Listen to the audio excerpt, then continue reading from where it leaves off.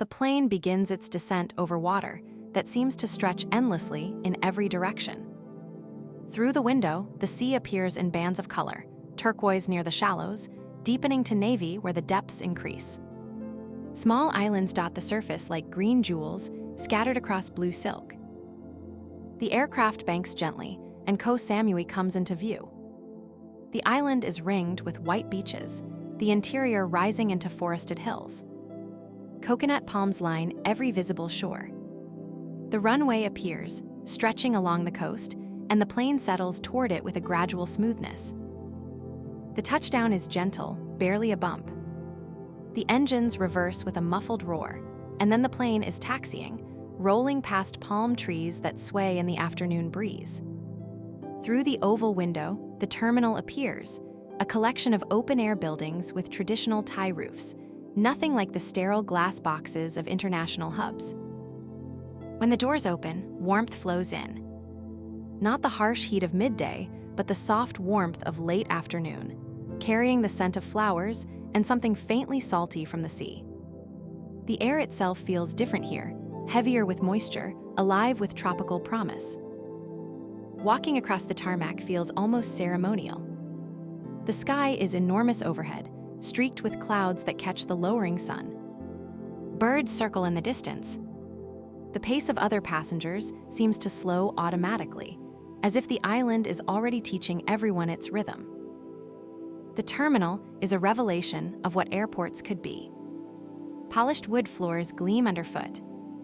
The roof soars overhead in traditional Thai style, decorated with intricate carvings.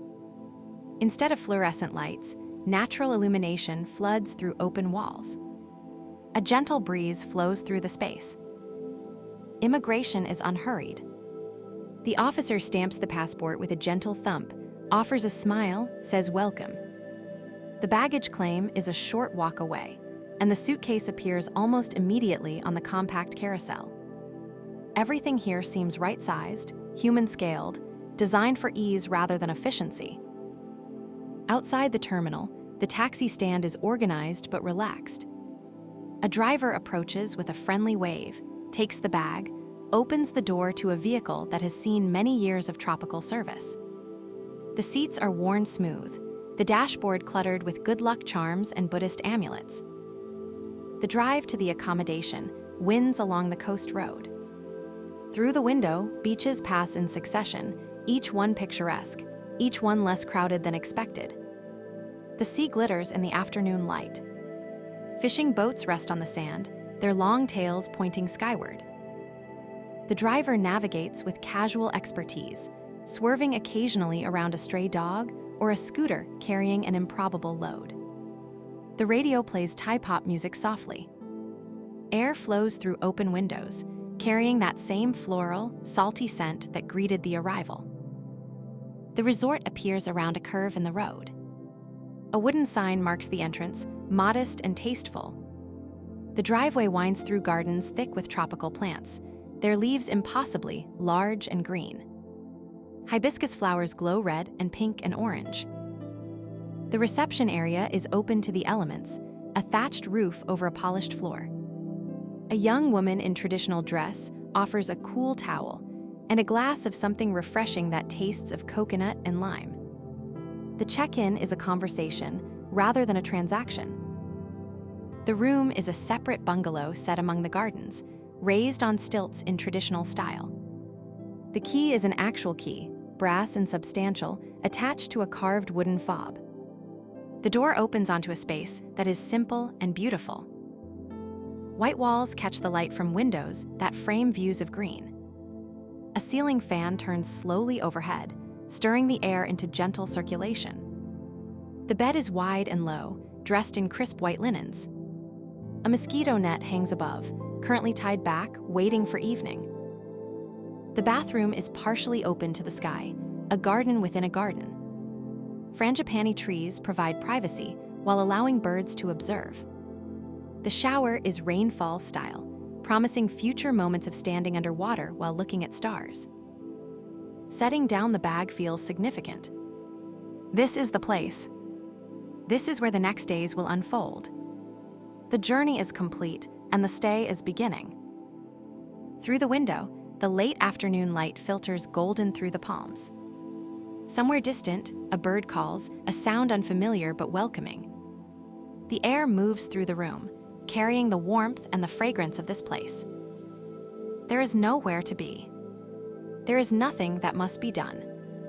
The island has received its visitor, and the visitor is beginning to understand what that means. Rest now. The island will be here. The beaches will wait. The sea will continue its patient work of shaping the shore. And in this room, in this bungalow, in this garden, the traveler can simply be. The ceiling fan turns. The light fades slowly toward gold. The first breath on the island deepens. Everything that came before this moment begins to recede. Only this remains. This warmth. This peace. This arrival. The first evening on the island moves at its own pace. After unpacking the few things that need unpacking, there is time to simply sit on the small veranda attached to the bungalow and watch the garden settle into dusk. The light changes minute by minute. What was golden becomes amber, then rose, then a deep violet that seems to come from the sky itself rather than from the setting sun. The palm trees become silhouettes against this display, their fronds rustling in the evening breeze. Insects begin their chorus. This is not the harsh cacophony of some tropical places, but something more musical, a layered sound of chirps and trills that rises and falls like breathing. The sound is unfamiliar at first, but within minutes it becomes background, becomes the sonic texture of this place. Fireflies appear, though perhaps they are something else here, something with a different name. Points of light drift through the garden, blinking in patterns that seem almost meaningful. They move without hurry, as everything here moves without hurry. A gecko makes its presence known with a loud click from somewhere above. Then another. They are conversing, perhaps, or staking claims on territory.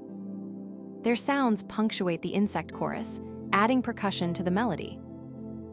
When darkness is complete, the stars appear in numbers that cities never allow.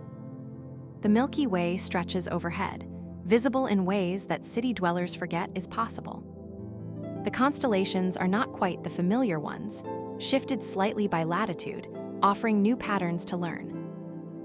Dinner could be found at the resort restaurant, but there is also a small collection of local places just down the road. The walk there is brief and beautiful, past other bungalows glowing warmly in the darkness, past gardens fragrant with night-blooming flowers. The restaurant is open on 3 sides, with wooden tables covered in plastic cloths and lit by dim bulbs strung between poles.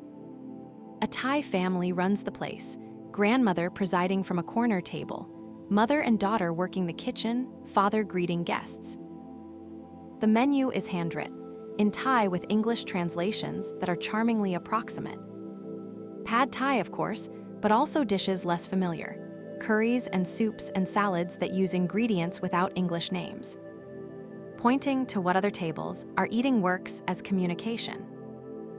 The food arrives in stages, each dish more interesting than the last.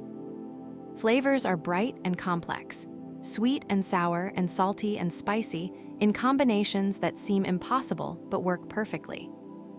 The rice is fragrant jasmine, each grain distinct. A Thai iced tea, sweet and creamy, provides cooling relief. Eating here feels different from eating at home. There is no distraction, no screen, no schedule.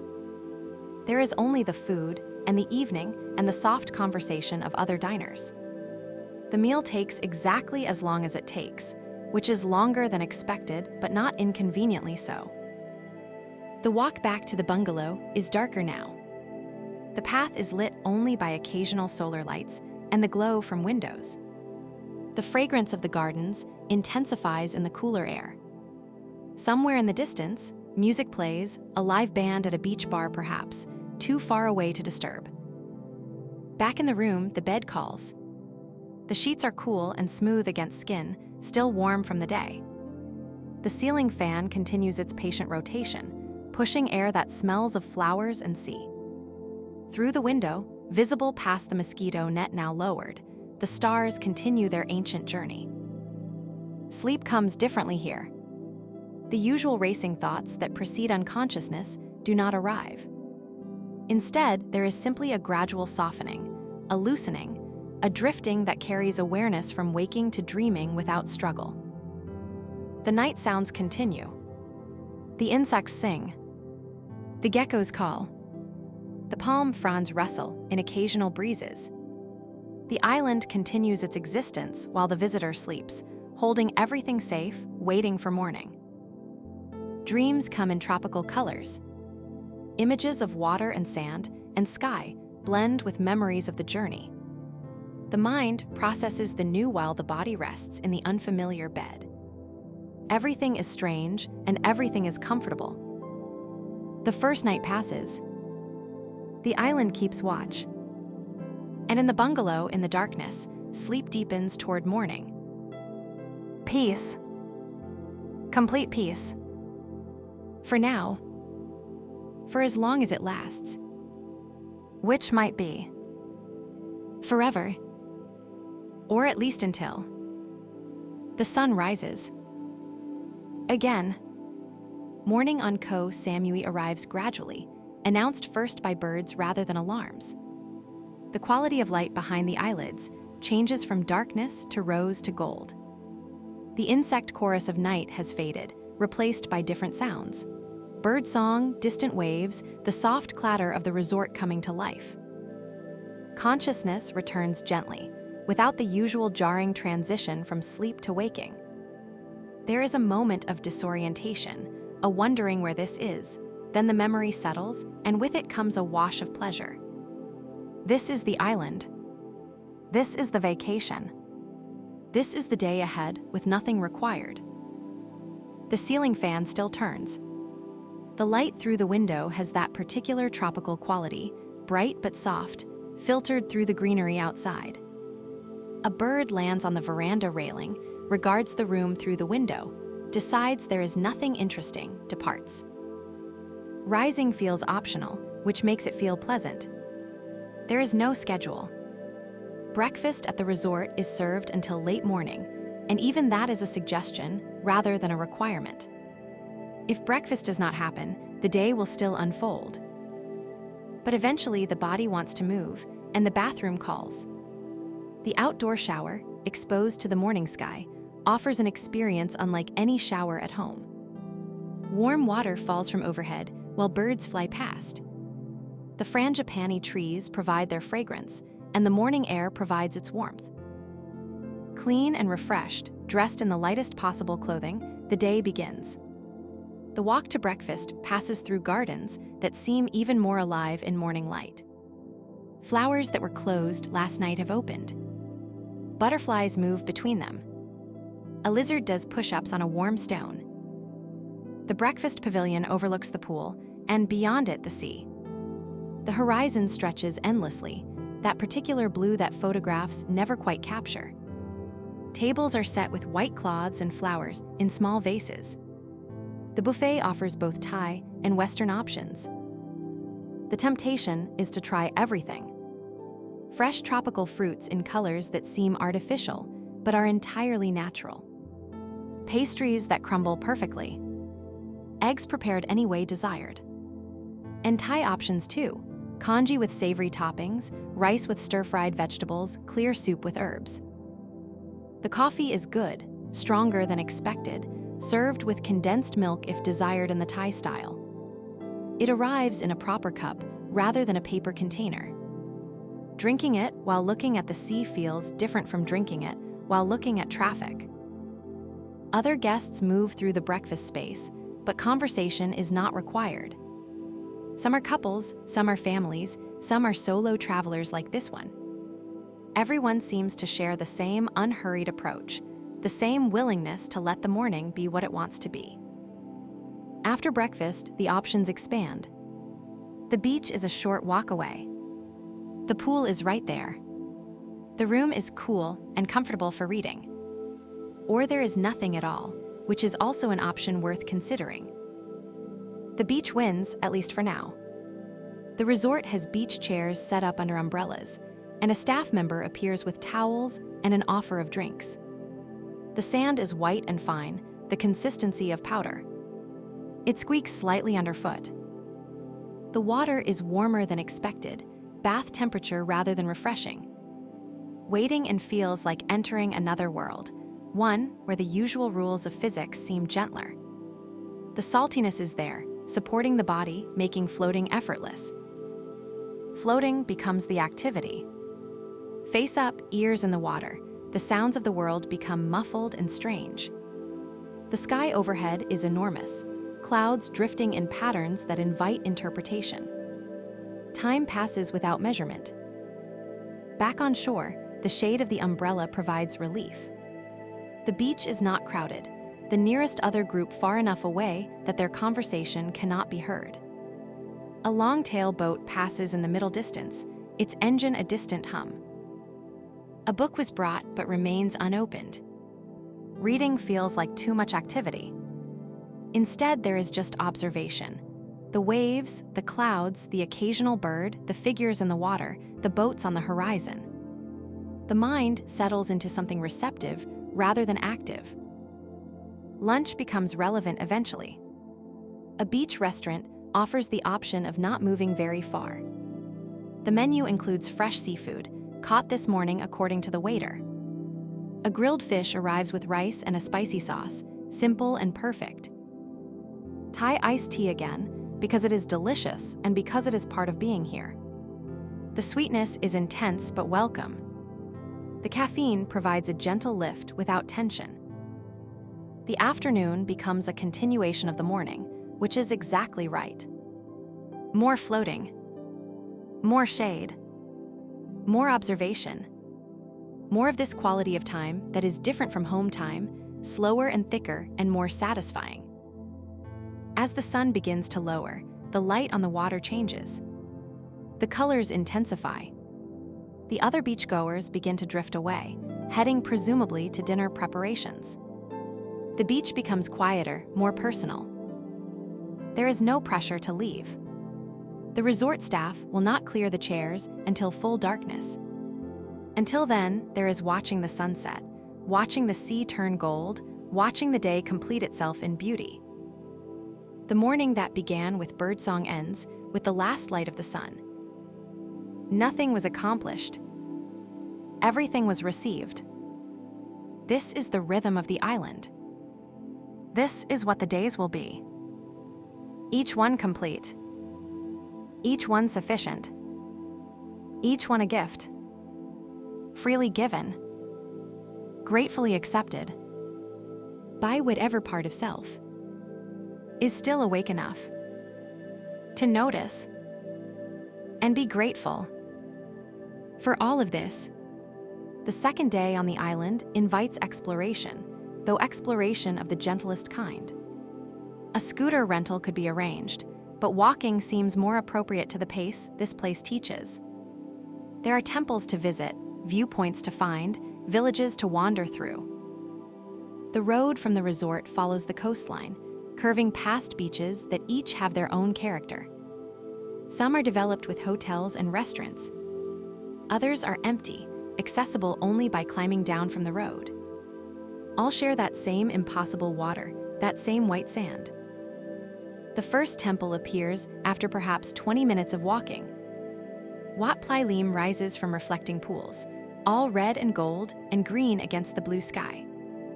The architecture is Thai Chinese, featuring an enormous statue of Guanyin, the goddess of mercy, with 18 arms radiating like a star. The grounds are expansive and carefully maintained. Koi fish swim in the pools, crowding toward visitors who might have food. Smaller shrines dot the landscape, each one offering opportunities for prayer or simply observation. The incense smoke drifts lazy in the morning air. Buddhist temples invite a particular kind of attention. The decoration is overwhelming if approached with Western minimalist expectations. But there is a logic to the abundance, a meaning to each element. The dragons guard against evil. The lotus represents enlightenment. The gold reflects the light of wisdom. Sitting in the shade of one of the pavilions, Watching the other visitors come and go, time passes without notice. A family makes offerings at a shrine. A couple photographs everything with careful composition. An old Thai woman sits in meditation, undisturbed by the world around her. The temple asks nothing. It offers a space, an opportunity, an invitation. What the visitor does with that invitation is entirely personal. Prayer is possible. So is simple rest. So is aesthetic appreciation. All are equally valid uses of this sacred ground. Leaving the temple, the walk continues through a village that serves the tourist trade but remains Thai at its core. Shops sell souvenirs, but also the daily necessities that locals need. A market offers fresh produce, fish still wriggling in basins, vegetables that resist English naming. A coffee shop provides air conditioning and a cold drink. The decoration is eclectic, mixing Thai and Western and Japanese influences in ways that should clash but somehow work. The iced coffee is strong, sweetened with condensed milk, served in a tall glass with a metal straw. Back outside, the heat presses but does not oppress. The body has begun to adjust, to accept the warmth as normal rather than excessive. Sweat appears and evaporates without much notice. The hat provides shade. The hydration provides comfort. The walk continues. The big Buddha appears on a hillside, visible from much of the island, but particularly striking from this angle. The golden figure sits in meditation posture, serene against the blue sky. Stairs lead up to the base, flanked by serpentine dragons. The climb is not strenuous, but provides a workout. At the top, the view rewards the effort. The island spreads below, green and gold and blue. The airport runway is visible in the distance. The beaches curve along the shore. The mountains of the interior rise misty in the haze. Bells hang in rows, available for ringing. Each one carries the wish of whoever rings it. The sound is soft and pure, blending with the wind that is stronger at this elevation. Other visitors ring their bells and make their wishes and take their photographs. Sitting at the base of this enormous golden figure, there is time to consider what brought this journey about. The reasons that seemed important at home seem smaller here. The stress that felt urgent has begun to fade. The pace that felt necessary has revealed itself as optional. This is what travel does when it works. It provides perspective. It reveals that the life being lived is one choice among many. It shows that different rhythms are possible, different priorities are valid, different ways of being in the world exist. The big Buddha does not teach this lesson explicitly. He simply sits, as he has sat for decades, radiating peace, inviting whoever approaches to feel whatever peace is available to them. The teaching is his presence, not his words. The descent is easier than the climb. At the bottom, a small restaurant offers lunch. The view from the terrace is excellent, and the food is simple and satisfying. A papaya salad has exactly the right balance of sweet and sour and spicy. A cold beer is not refused. The afternoon walk returns by a different route, discovering new beaches, new villages, new views. The island is not large, but it is varied. Every curve in the road reveals something different.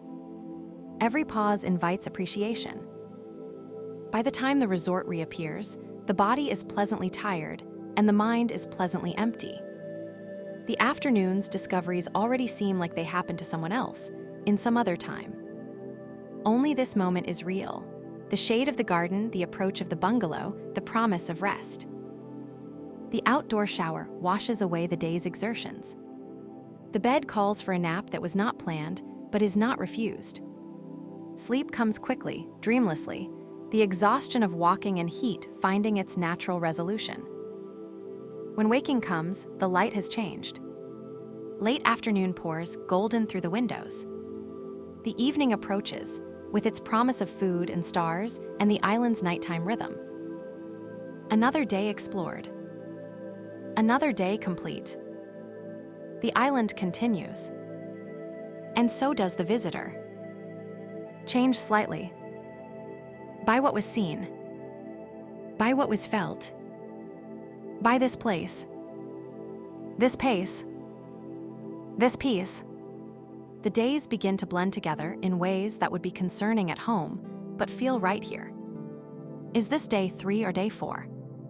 Did the snorkeling trip happen yesterday or the day before? The calendar matters less than it has ever mattered. A snorkeling expedition departs from the beach, a long-tail boat with an experienced captain and a small group of fellow travelers. The motor roars to life, and the boat slices through the calm harbor, heading for the open water and the small islands beyond. The first stop is a rocky outcrop that barely qualifies as an island, but hosts underwater gardens that make up for its small size above the water.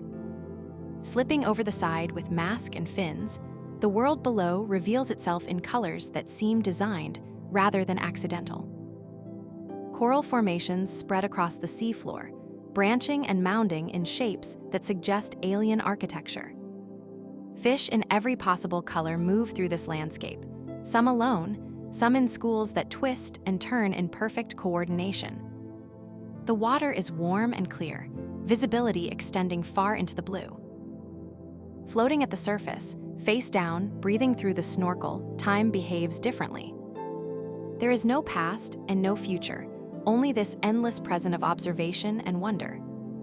A parrotfish nibbles at coral. A triggerfish regards the intruder with suspicion. A sea cucumber moves with imperceptible slowness across the sand. The captain calls when it is time to move to the next location. Climbing back into the boat is awkward and ungraceful, but no one is watching with judgment. Everyone is too busy processing what they have just seen. The second snorkeling spot is a shallow bay where a resident school of yellow-striped fish has become accustomed to visitors. They swarm around anyone who enters the water, not aggressive but curious, perhaps expecting food that regulations no longer permit. Swimming through this school is surreal. The fish part and reform, hundreds of individual creatures moving as a single entity that somehow includes the human interloper. The feeling is of being absorbed into something larger, something that operates by rules beyond human understanding. When the snorkeling is complete, the boat makes one more stop, a beach on an uninhabited island. The sand is white beyond white, the water shallow and turquoise. A simple lunch is produced from a cooler: sandwiches, fruit, cold drinks. Paradise earned through minimal effort. Lying on that beach, belly full, skin warm from the sun, the day's exertions catch up. Sleep is possible, indeed almost mandatory. The sand shapes itself to the body. The waves provide rhythm. The palm trees provide shade where needed. Waking on that beach has a quality of rebirth. Where am I? Then memory returns, and with it gratitude. This is the trip. This is the life, at least for now. This is what happiness feels like when it is not complicated by obligation or anxiety. The boat returns to the main island as the afternoon advances. The harbor is busy with other returning vessels. The beach is populated with people who chose not to snorkel today. Everything feels familiar now, the resort staff recognized and recognizing, the paths through the garden known. Dinner that evening is special, an attempt to honor the day's beauty. The resort's main restaurant offers a multi-course tasting menu, Thai classics prepared with extra care. Each dish arrives as a small artwork, almost too beautiful to eat, but the flavors insist. Wine is possible here, and a glass is not refused. The pairing with Thai food is unexpected but successful. The spice and the fruit find common ground. The evening extends, course after course, the sky outside darkening from blue to black. After dinner, the beach calls. The resort has arranged chairs and lanterns for evening stargazing. Other guests have gathered, and the conversation is pleasant without being demanding. Strangers become temporary friends, sharing impressions of the day. The stars appear in their impossible numbers. Someone with astronomy knowledge points out constellations, explains the difference between stars and planets, tells stories of ancient interpretations of the patterns. The universe feels closer here, less abstract.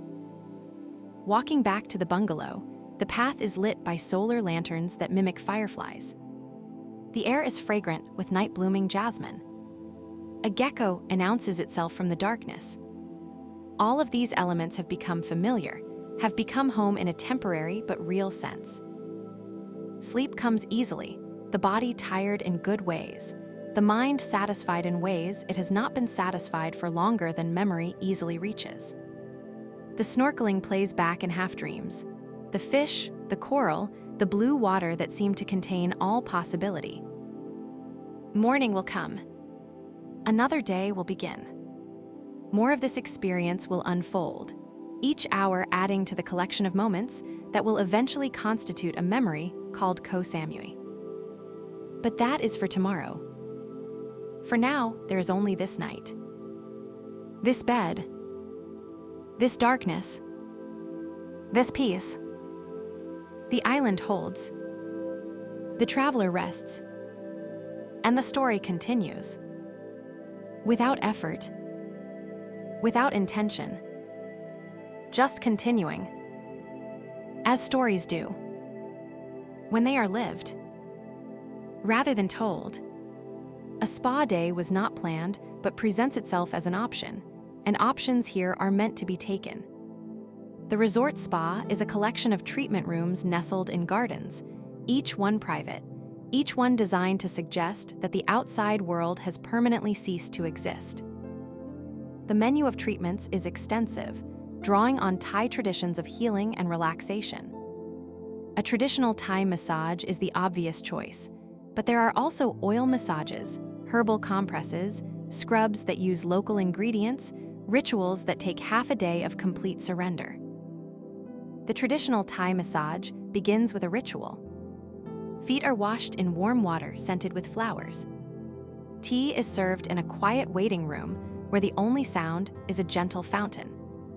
The robe provided is soft and loose, inviting the body to let go of its usual tensions. The massage itself is unlike anything familiar from home.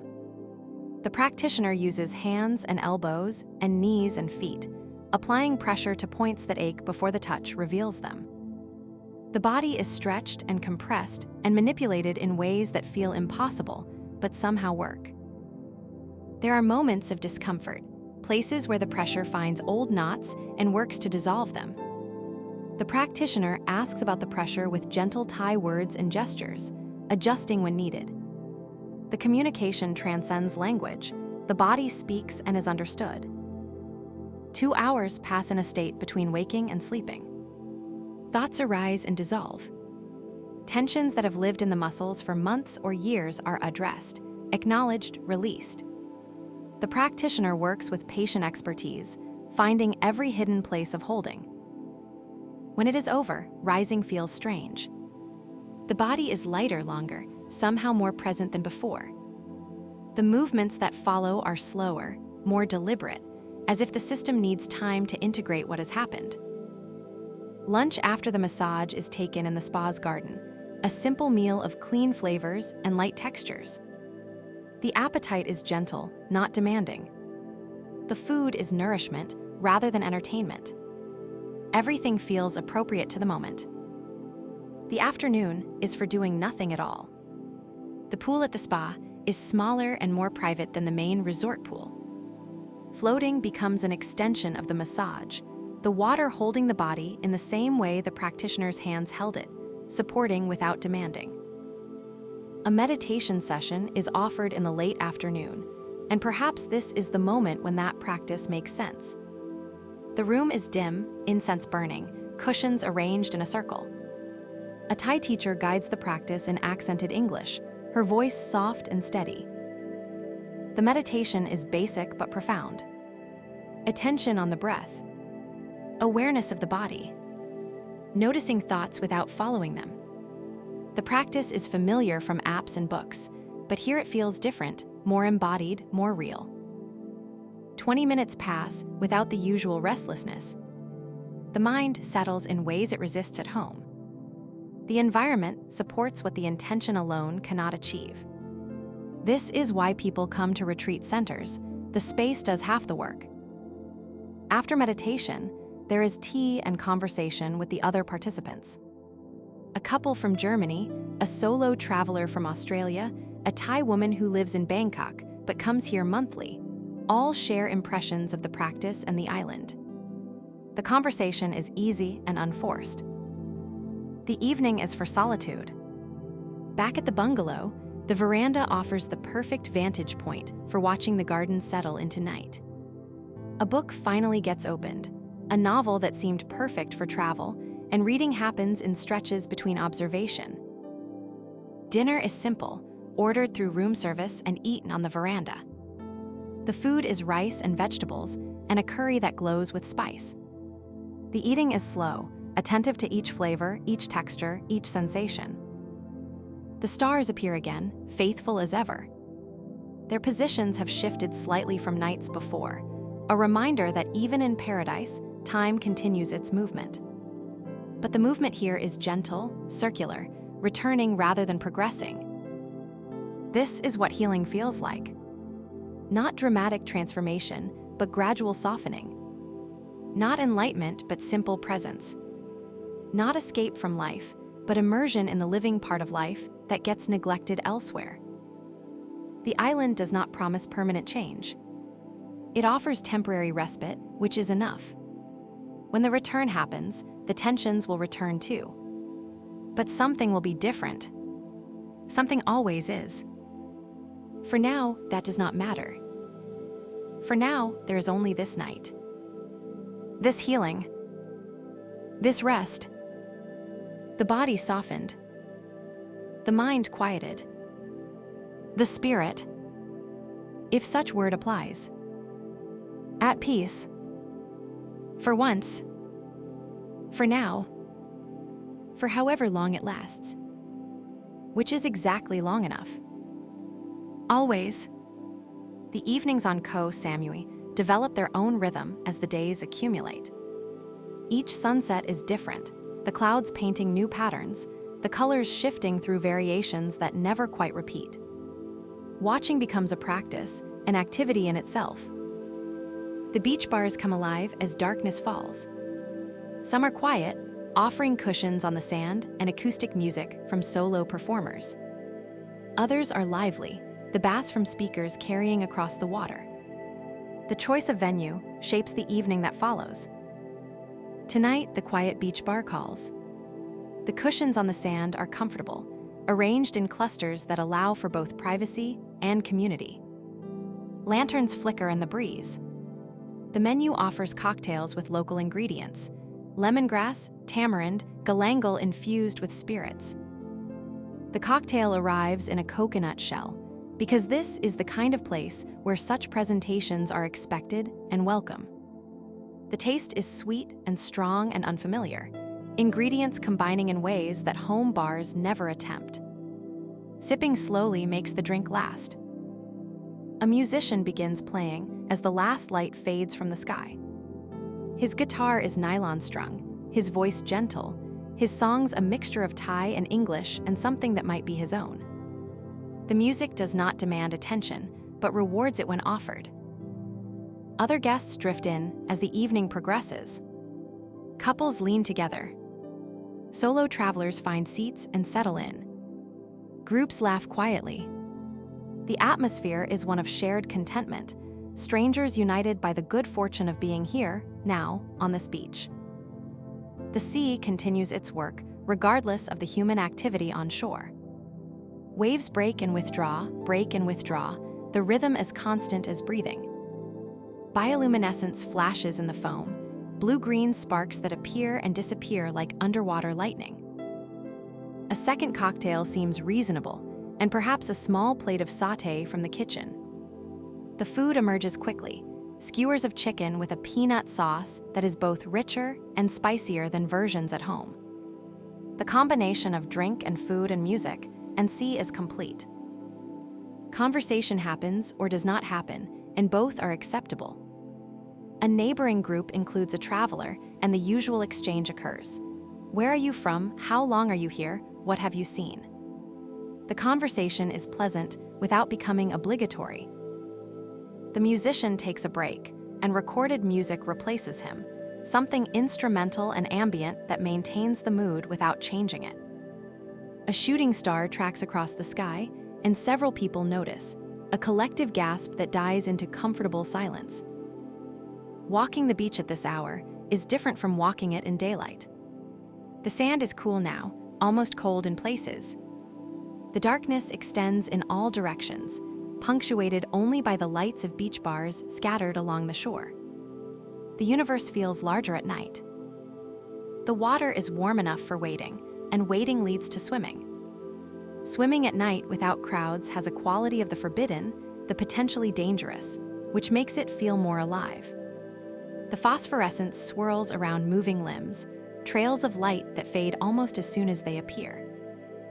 Floating on the night sea, looking up at the stars, the boundary between self and world becomes permeable. The water that supports the body is the same water that covers most of the planet. The air that fills the lungs has circulated through countless other lungs across the ages. The atoms that constitute this moment were forged in ancient stars. Such thoughts come naturally at night, in water on vacation. They are not original, but they feel true. The experience of connection, of being part of something vast, is available to whoever pauses long enough to notice. Eventually, the shore calls back. The towel is where it was left. The body dries in the warm air.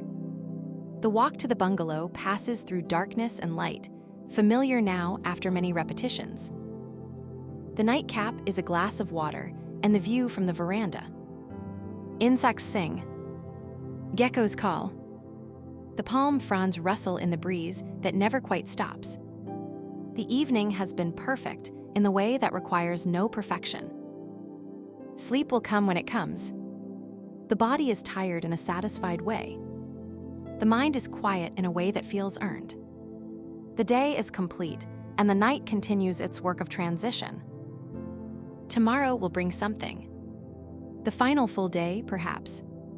The beginning of the ending that every vacation must reach. But that is for tomorrow.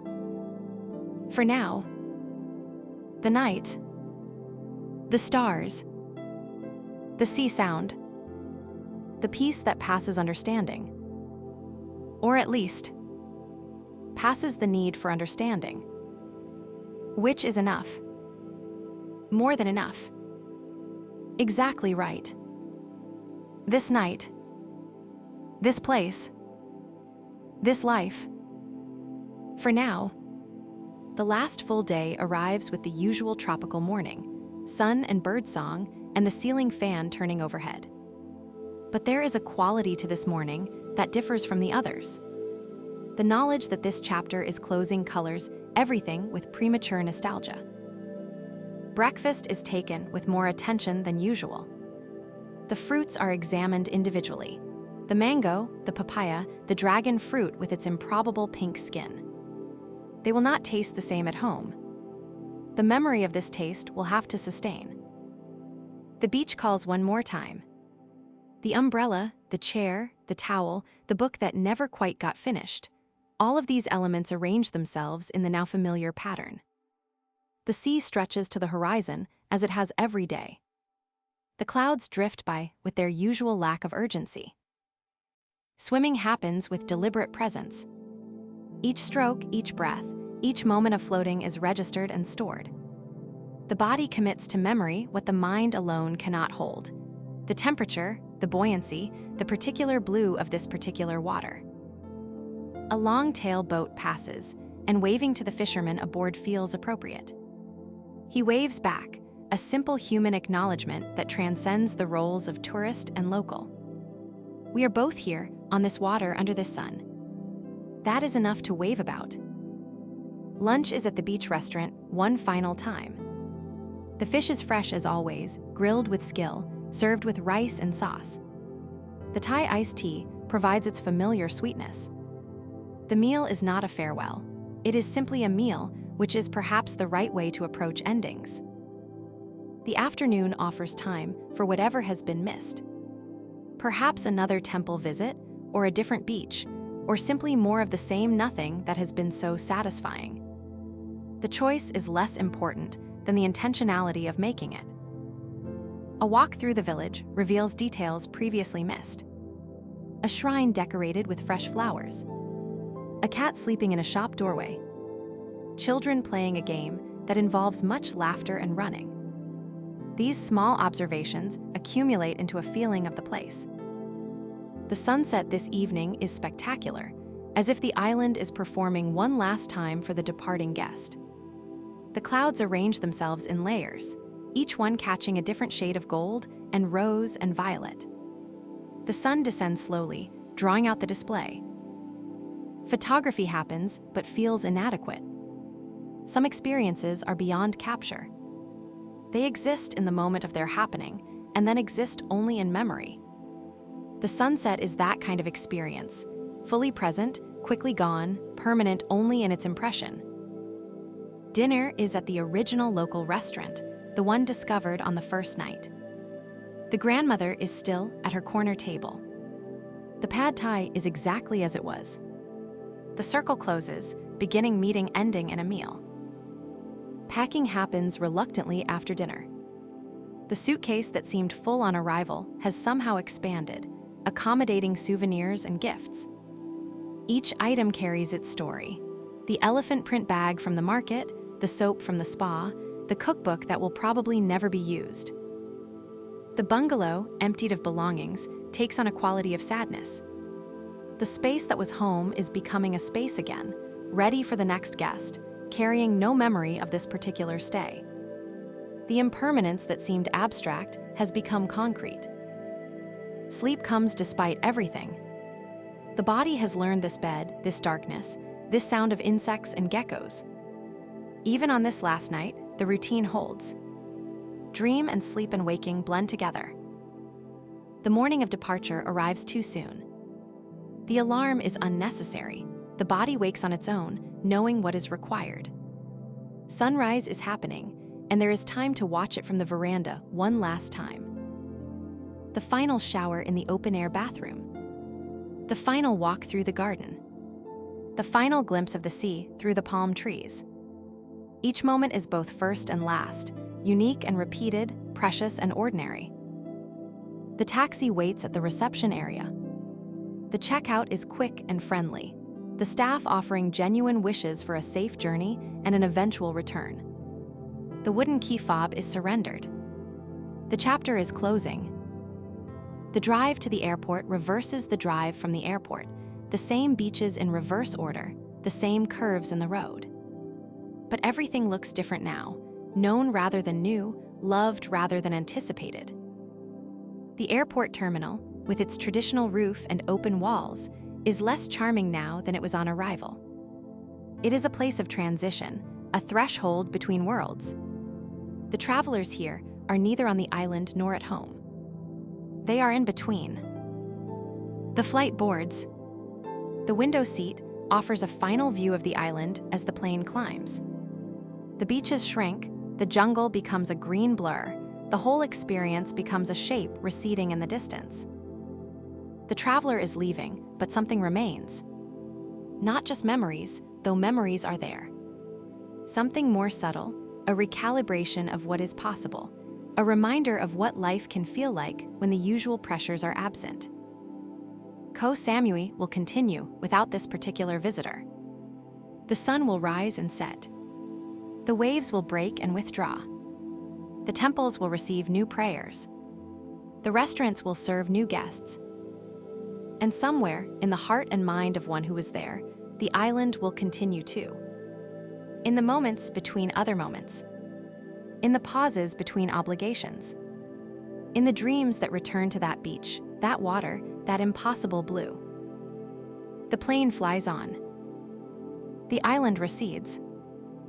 The memory begins to do its work of preservation and transformation until the return. If there is a return, which there might be, someday, hopefully, but for now, just the memory and the gratitude for having been there at all, ever, even briefly, even once. That is enough. That is everything. Koh Samui. Always. The Thai massage tradition that practitioners on Koh Samui inherit has roots stretching back over 2,000 years, blending influences from India, China, and indigenous Southeast Asian healing arts. The lineage traces to Javaka Kumar Baka, the personal physician of the Buddha, revered as the founder of Thai traditional medicine. Whether the historical connection is literal or legendary matters less than the continuity of practice.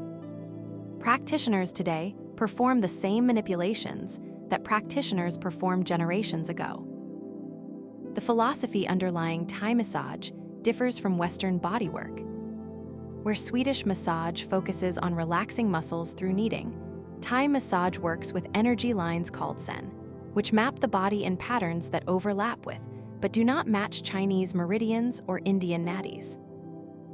The manipulation of these energy lines involves pressure, stretching, and rhythm. The practitioner uses not just hands but feet, knees, forearms, elbows. The full weight of the body becomes a therapeutic tool. The experience for the recipient is simultaneously passive and active, receiving and being moved. The setting matters. The massage rooms on Koh Samui are designed to support the practice, the lighting soft, the sounds controlled, the temperature carefully managed. Every element contributes to the therapeutic effect.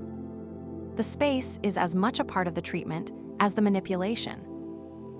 The benefits that recipients report include not just physical relief, but emotional release. The stretching opens the chest and hips, areas where emotion is said to be stored. The pressure releases adhesions that bind muscle to fascia.